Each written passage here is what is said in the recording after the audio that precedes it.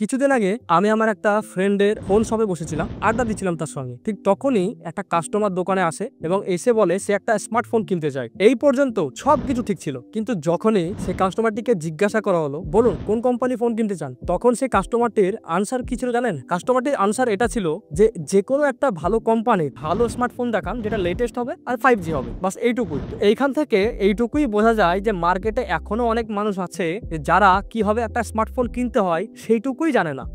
আমি একটা দোকানে গেলাম, একটা 5G স্মার্টফোন কিনলাম, পে করলাম, চলে আসলাম। এইটাকে কি ফোন কেনা বলে নাকি নিজেকে পাগল বানানো বলে? তখন আমি ওইখানে বসে বসে ভাবলাম যে একটা এই টপিকে ভিডিও বানাবো যেটাতে আমি আপনাদেরকে গাইড করব যে কি করে আপনি একটা স্মার্টফোন কিনবেন এখনকার টাইমে। And yes, this is the video যেটাতে আমি আজকে আপনাদের বলতে চলেছি যে how to buy a smartphone with smart way. তো যদি আপনাদের এই ভিডিওটি ভালো লাগে তো অবশ্যই লাইক করবেন, আপনাদের বন্ধুদের সঙ্গে শেয়ার করবেন, আর এই চ্যানেলটিকে আরো এগিয়ে নিয়ে যাওয়ার জন্য চ্যানেলটিকে সাবস্ক্রাইব অবশ্যই করবেন। তো চলুন ভিডিওটি শুরু করা যাক। ওকে, একটা স্মার্টফোন কেনার জন্য সর্বপ্রথমে যেটা দরকার সেটা হচ্ছে বাজেট। আপনি একটা স্মার্টফোন কেনার আগে বাজেট ফিক্স করুন যে আপনি কত টাকা দামের একটা স্মার্টফোন কিনতে চান বা কত টাকার ভেতরে আপনি স্মার্টফোন কিনতে চান। তো প্রথমে আপনাকে একটা বাজেট ফিক্স করতে হবে, তারপরে আপনাকে দেখতে হবে যে আপনি যে স্মার্টফোনটি কিনবেন সেটা কি কারণে কিনবেন, মানে রিজন কি, আপনার কি দরকার, সেই হিসাবে কিন্তু আপনাকে একটা স্মার্টফোন কিনতে হবে। তারপরে আপনি ঠিক করুন যে আপনি যে ফোনটি কিনবেন সেটাতে আপনার কি দরকার। প্রথমে সেটা হচ্ছে ক্যামেরা নাকি পারফরমেন্স। তার কারণ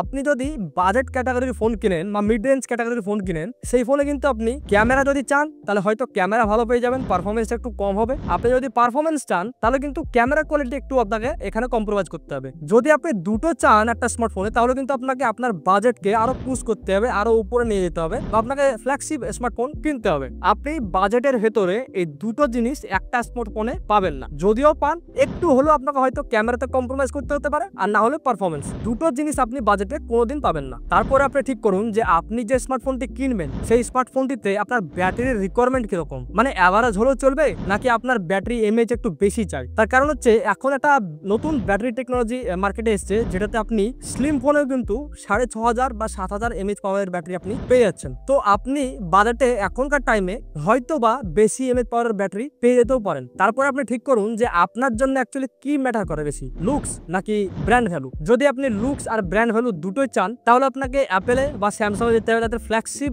মডেলে যেতে হবে, আর সেইখানে তার বাজেট অনেক বেশি। আর যদি আপনার এই লুকস বা ব্র্যান্ড ভ্যালু কম দামের ভেতরে আপনি চান সেটা কিন্তু পসিবল না। এখানে হয়তো আপনি লুকস পেয়ে যাবেন কিন্তু ব্র্যান্ড ভ্যালু পাবেন না। তার কারণ হচ্ছে মিড রেঞ্জ ক্যাটাগরিতে ফোন বেশিরভাগ শাওমি, অপো, ভিভো, রিয়েলমি এরাই বানিয়ে থাকে, কিন্তু এইখানে কিন্তু আপনি কম দামে স্যামসাং এর কোনো মডেল বা আপনি অ্যাপেলের কোনো মডেল পাবেন না। আন্ডার 30,000 এইটাকে মিড রেঞ্জ ক্যাটাগরি বলা হয়, বা আন্ডার 40,000 এই দামের ভেতরে কিন্তু আপনি স্যামসাং এর বা অ্যাপেলের নতুন কোনো লেটেস্ট ভালো মডেল আপনি পাবেন না। তার কারণ হচ্ছে এরা ফ্ল্যাগশিপ মডেল বানায়, আর যেসব মডেলের দাম কিন্তু 50,000 থেকেও বেশি। 50,000 থেকেও বেশি এই কারণে বলছি, স্যামসাং এর যদি আমি এপি সিরিজের কথা বলি যেটা রিসেন্টলি লঞ্চ হয়েছে S25 এপি, যেটার দাম 60,000 টাকা, আর আইফোনের যেটা এপি বা এসি ভার্সন সেটার দাম হচ্ছে 60,000 টাকা। মানে এদের যে এপি ভার্সন হয় সেটা কিন্তু 60,000 থেকে শুরু হয়। ওকে, এই যে 5-6টা জিনিস আমি আপনাদের সামনে তুলে ধরলাম আপনাদেরকে বোঝানোর জন্য যে একটা স্মার্টফোন কিনতে গেলে কি কি দেখার দরকার ওই স্মার্টফোনটিতে। ধরুন যে আপনার বাজেট 30,000 টাকা, তো 30,000 টাকার মধ্যে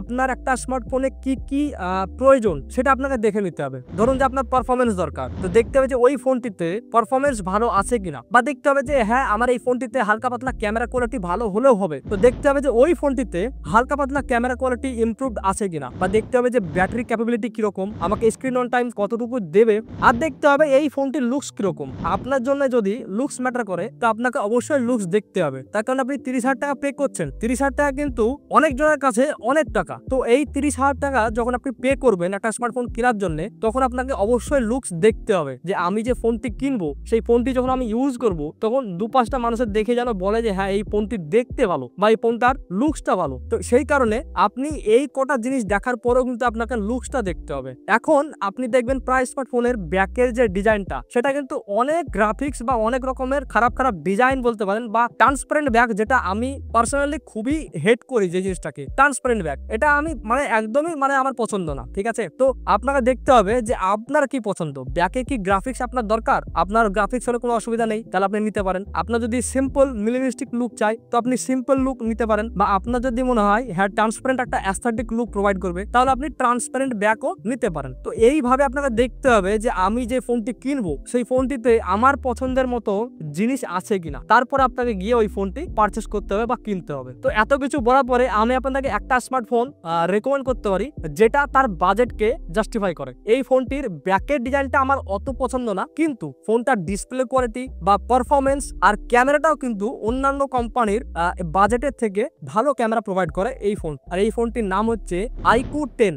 আর এই ফোনটিতে আপনি পারফরমেন্স দুর্দান্ত পেয়ে যাবেন। ক্যামেরা, যেহেতু এটা ভিভোর সাব ব্র্যান্ড, সেই কারণে আপনাকে ক্যামেরা নিয়ে ভাবতে হবে না, ক্যামেরা কোয়ালিটি দারুণ প্রোভাইড করে। 4K আর 60 FPS আপনি ভিডিও শুট করতে পারবেন। আর এই ফোনটির যে ব্যাটারি ক্যাপাবিলিটি অনেক বড়, আপনি সারা দিন গেম খেলেও হয়তো শেষ করতে পারবেন না। আর যদি লুকসের কথা বলি, এখানে আপনাকে একটু হালকা পাতলা কম্প্রোমাইজ করতে হতে পারে। তার কারণ হচ্ছে ভিভো তার যে sub brand iQOO performance centric phone বানায় গেমিং অডিয়েন্সকে টার্গেট করার জন্য। এই ফোনটি ছিল আমার তরফ থেকে রেকমেন্ডেশন। যদি আপনাদের পছন্দ হয়, আপনি যদি কিনতে চান একটা পারফেক্ট ফোন আন্ডার 30,000, তো আপনি এই ফোনটিকে দেখতে পারেন। এই ফোনটির লিঙ্ক ডিসক্রিপশন বক্সেও দিয়ে দেবো এবং ডিসপ্লেতেও আপনি দেখতে পারেন। তো আই থিঙ্ক আপনাদের এই ভিডিওটি ভালো লেগেছে। যদি আপনাদের এই ভিডিওটি ভালো লেগে থাকে তো অবশ্যই লাইক করবেন, ফ্রেন্ডসদের সঙ্গে শেয়ার করবেন যারা আন্ডার 30,000 একটা ভালো স্মার্টফোন কিনতে চাইছেন আর তাদের একটা পারফেক্ট গাইড দরকার। তো এই ভিডিওটি তাদের সঙ্গে অবশ্যই শেয়ার করবেন। আর যদি আপনাদের মনে হয় যে হ্যাঁ, এই চ্যানেলটি ভালো ইনফরমেশন আমাদের সঙ্গে শেয়ার করছে, তো এই চ্যানেলটিকে এগিয়ে নিয়ে যাওয়ার জন্য চ্যানেলটিকে অবশ্যই সাবস্ক্রাইব করবেন। তো চলুন,